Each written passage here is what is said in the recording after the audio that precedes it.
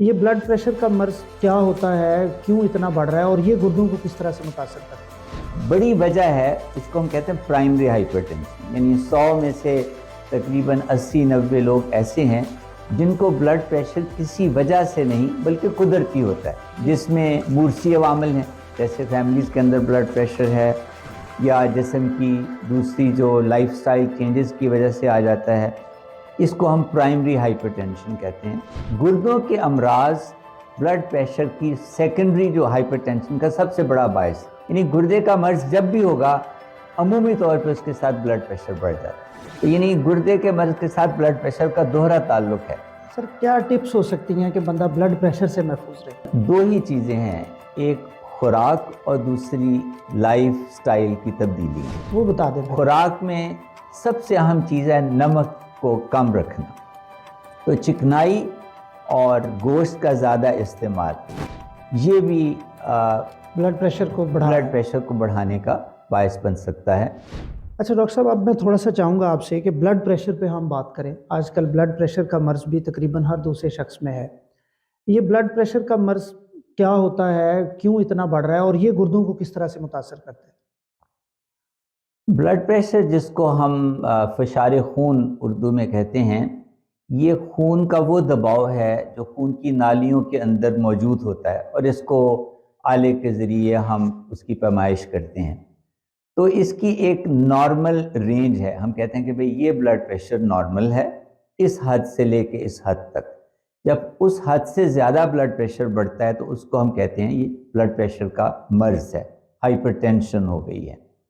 تو اس کی جو بڑی وجہ ہے اس کو ہم کہتے ہیں پرائمری ہائپر ٹینشن، یعنی 100 میں سے تقریباً 80-90 لوگ ایسے ہیں جن کو بلڈ پریشر کسی وجہ سے نہیں بلکہ قدرتی ہوتا ہے، جس میں موروثی عوامل ہیں، جیسے فیملیز کے اندر بلڈ پریشر ہے، یا جسم کی دوسری جو لائف سٹائل چینجز کی وجہ سے آ جاتا ہے، اس کو ہم پرائمری ہائپر ٹینشن کہتے ہیں۔ لیکن کچھ اور وجوہات ہیں جن کی وجہ سے بلڈ پریشر ہو جاتا ہے، جیسے آپ نے دیکھا ہی کہ اسٹیرائڈز کا بہت زیادہ استعمال، اور گردوں کے امراض بلڈ پریشر کی سیکنڈری جو ہائپر ٹینشن کا سب سے بڑا باعث، جیسے میں نے عرض کیا کہ 80-90% لوگ جو ہیں وہ بغیر کسی وجہ کے ان کو بلڈ پریشر ہو جاتا ہے، لیکن جو تقریباً 15% باقی کے لوگ ہیں جن میں کوئی وجہ موجود ہوتی ہے، ان میں سے اکثریت گردے، یعنی گردے کا مرض جب بھی ہوگا عمومی طور پہ اس کے ساتھ بلڈ پریشر بڑھ جاتا ہے، تو یعنی گردے کے مرض کے ساتھ بلڈ پریشر کا دوہرا تعلق ہے۔ سر کیا ٹپس ہو سکتی ہیں کہ بندہ بلڈ پریشر سے محفوظ رہے؟ دو ہی چیزیں ہیں، ایک خوراک اور دوسری لائف سٹائل کی تبدیلیاں۔ وہ بتا دیں۔ خوراک میں سب سے اہم چیز ہے نمک کو کم رکھنا، یعنی نمک جتنا بھی کم استعمال کریں اتنا اچھا ہے۔ ظاہر آپ کو ذائقے کے لیے تھوڑے نمک کی تو ضرورت ہوگی، لیکن دنیا میں لذت دار کھانے پکانے کا سب سے بڑا راز نمک کا استعمال ہے۔ اس لیے بازاری جتنے بھی کھانے ہوں گے، گھر سے باہر جو بھی کھانا ہے اس میں نمک زیادہ ہوگا۔ مرچ مسالہ اور نمک، مرچ مسالے ایک الگ بات ہے، میں صرف نمک پہ اپنی توجہ مرکوز کروں گا کہ گھر سے باہر کے جو کھانے ہیں ان میں نمک زیادہ ہوگا، اور اس کی وجہ سے بلڈ پریشر بڑھتا ہے۔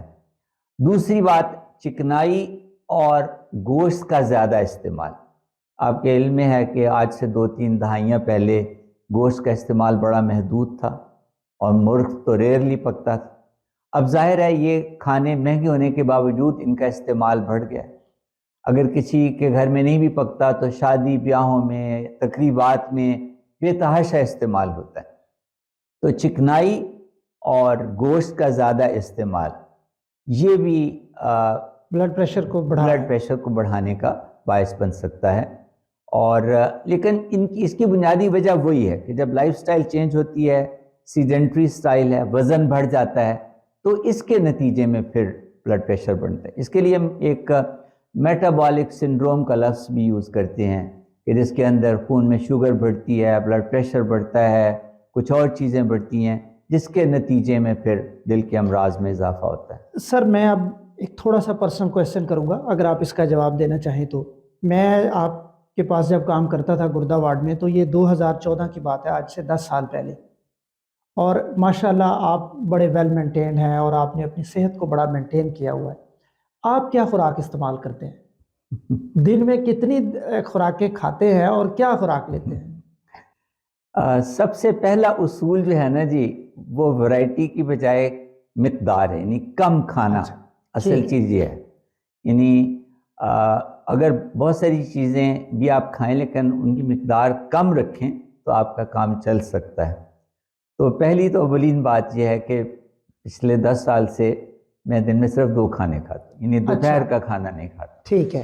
اور یہ ہمیں دہائیوں سے نہیں صدیوں سے انسان کے علم میں ہے کہ 2 کھانے انسان کے لیے بہت کافی ہے۔ 3 نہیں کھانے۔ یہ تیسرا کھانا جو ہے یہ بہت بعد میں تہذیب اور تمدن اور سویلائزیشن کے ساتھ آیا ہے۔ تو اس میں سے کون سا کھانا آپ دوپہر کا سکپ کرتے ہیں؟ میں دوپہر کا سکپ کرتا ہوں۔ اور پھر صبح کیا کھاتے ہیں اور شام میں کیا کھاتے ہیں؟ دیکھیں، صبح اور شام کے کھانے میں کوئی ایسی خاص نہیں، مطلب صبح کے ناشتے میں چپاتی ہو سکتی ہے، اس کے اوپر مکھن کا اس کو چپڑا جا سکتا ہے، سلائس۔ اچھا، مکھن کھا سکتے ہیں آپ؟ اتنی مقدار میں ٹھیک ہے۔ ایک سادہ روٹی کو چپڑنے میں جتنی مقدار یوز ہوتی ہے وہ درست ہے۔ ہم تو دیکھیں تو سر ڈاکٹرز مکھن سب سے پہلے بند کرتے ہیں، دیسی گھی فوراً بند کر دیتے ہیں۔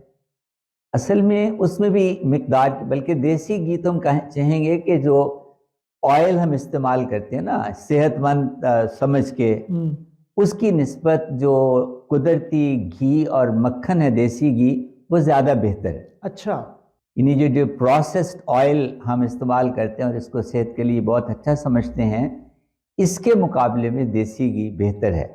لیکن اصل میں سوال وہی ہے مقدار کا۔ اگر ہم وہ دیسی گھی اور مکھن بھی بہت زیادہ اور ہر روز تلے ہوئے پراٹھے اور بہت زیادہ مکھن استعمال کر کے آملیٹ اور یہ چیزیں کریں گے تو پھر وہ غیر صحت مند ہو جائے گا۔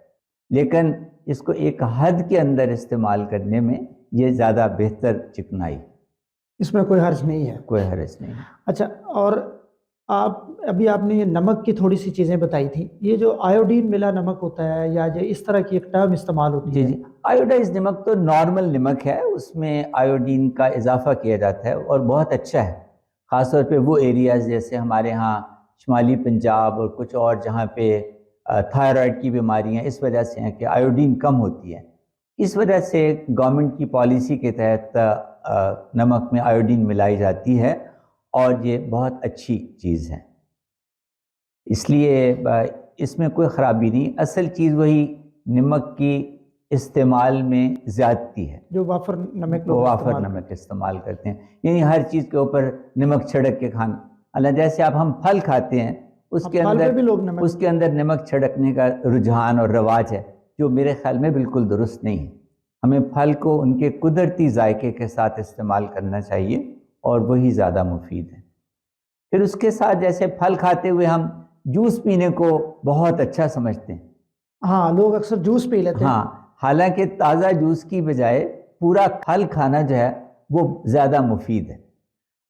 جوس لینے سے آپ مقدار بہت بڑھا لیتے ہیں، جیسے آپ نے اگر مالٹے کا یا کنوں کا جوس پینا ہے تو ظاہر ہے 4-5 مالٹے ایک گلاس جوس، آج کل تو موسم ہے، تو یہ آپ کی مقدار جو ہے وہ بہت زیادہ بڑھ جاتی ہے، یعنی جس میں آپ گلوکوز اور آپ کی جو مٹھاس اندر لیتے ہیں۔